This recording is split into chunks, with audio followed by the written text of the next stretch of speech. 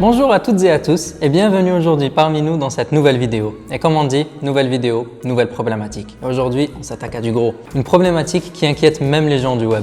Envie d'en savoir plus? C'est parti! De nos jours, de plus en plus d'utilisateurs envahissent le web, augmentant ainsi considérablement le nombre et la charge de requêtes sur les serveurs. Et c'est à ce moment-là que la notion de scalabilité intervient. La scalabilité, dans notre contexte, c'est la capacité de nos serveurs et de nos applications web à s'adapter à la croissance constante du nombre d'utilisateurs. Dans ce contexte, nous, en tant qu'ingénieurs de Yuka Labs, nous nous sommes penchés sur la question pour pouvoir voir est-ce que nos services sont scalables et est-ce qu'ils sont assez performants pour répondre aux exigences du web d'aujourd'hui. Ce qui nous a emmené à revoir l'ensemble de nos produits pour voir qu'est-ce qui est à améliorer. Et nous avons trouvé justement une amélioration au sein de notre plateforme ALC, qui est une plateforme qui vous permet d'organiser vos mariages en quelques clics et dont le Media Service n'est pas très optimisé pour avoir une scalabilité parfaite. Voyons voir comment nous avons procédé. Nous avons analysé l'architecture du Media Service de ALC et avons réussi à extirper 3 axes principaux d'amélioration. L'organisation du disque, la consommation de l'espace et bien sûr les performances et la scalabilité. Parlons maintenant de l'organisation des fichiers au sein du disque. Et pour cela, prenons un exemple tout bête. Imaginons que vous venez de faire vos courses et que vous rentrez chez vous. Petit hic, vous venez d'emménager chez vous et du coup, vous n'avez pas encore de meubles où ranger vos assiettes, vos ustensiles de cuisine, etc.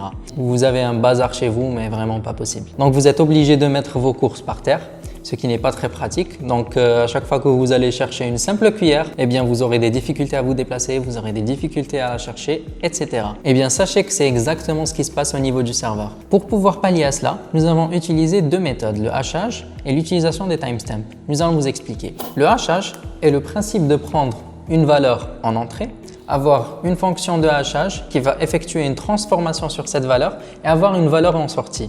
Cette valeur représente une identité numérique à cette valeur-là. Cette identité est utilisée justement pour pouvoir trouver plus facilement cette donnée par l'ordinateur. Quant au timestamp, il s'agit tout simplement de la valeur des secondes de la date d'aujourd'hui. Voilà, maintenant que vous êtes des experts temporels en hachage, voyons voir comment nous avons procédé pour pouvoir améliorer ce service. En recevant le fichier au niveau du serveur, nous vérifions d'abord le type et la taille du fichier pour pouvoir nous assurer d'avoir un fichier compatible et bien sûr correct. Ensuite, nous allons prendre le nom du fichier, nous allons effectuer un hachage sur ce nom-là, prendre la moitié du nom et y ajouter un timestamp avec quelques petites altérations. Et enfin, nous allons l'affecter dans un dossier qui sera également généré à partir du hash.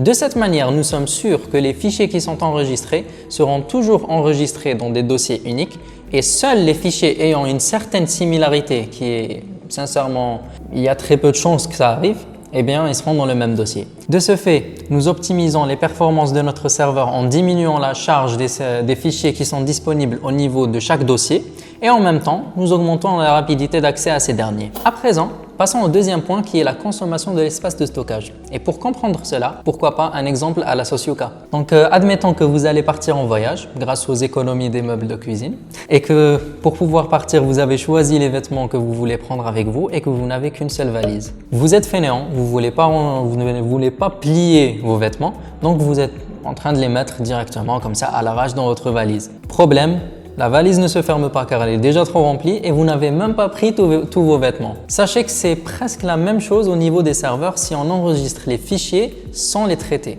Imaginez maintenant que nous avons plein de fichiers sans les traiter et qu'au fil du temps, le fichier sature. Le service s'arrête. C'est pour répondre à ce problème que nous avons pensé à mettre au point un algorithme qui va compresser les fichiers pour pouvoir gagner de l'espace de stockage. Nous avons réussi à gagner 60% de l'espace de stockage de notre disque. Nous avions donc le choix ensuite entre 2 possibilités. Soit compresser les images et les fichiers dès leur arrivée sur le serveur, soit attendre, on va dire à la fin de journée, et pouvoir directement compresser l'ensemble des images avec un cron programmé sur le serveur. Pour pouvoir prendre cette décision, nous avons effectué plusieurs tests de performance, un sujet dont nous allons aborder un petit peu plus tard dans cette vidéo et qui nous a permis de définir quelle est la solution la plus optimale. À la fin de ces tests, la meilleure solution s'est avérée celle de compresser les images une fois par jour grâce au cron, en priorisant l'expérience utilisateur et les performances au moment de l'utilisation du service. Voyons à présent le troisième point, les tests de performance et la scalabilité.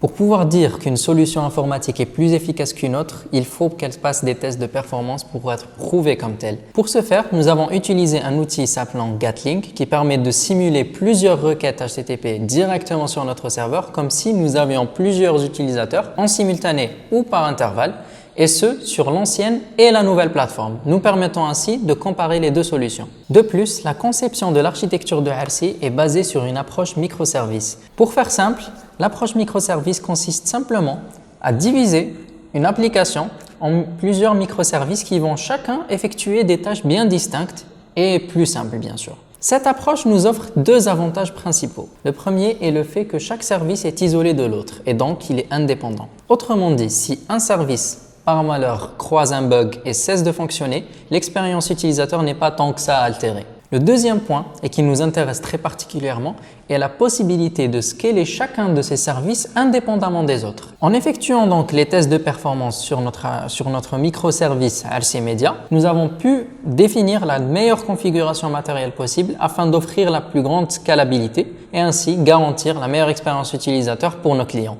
Conception, réalisation, test de performance et remise en question, tel est le cycle d'évolution de Yuka Labs. Grâce à ce cycle, nous avons réussi à mettre au point des solutions scalables, robustes et qui répondent aux besoins du marché du web d'aujourd'hui, tout en gagnant en espace de stockage. Nous arrivons maintenant à la conclusion de cette vidéo où nous avons vu aujourd'hui l'importance de la scalabilité et des performances d'une application web de l'ère du digital.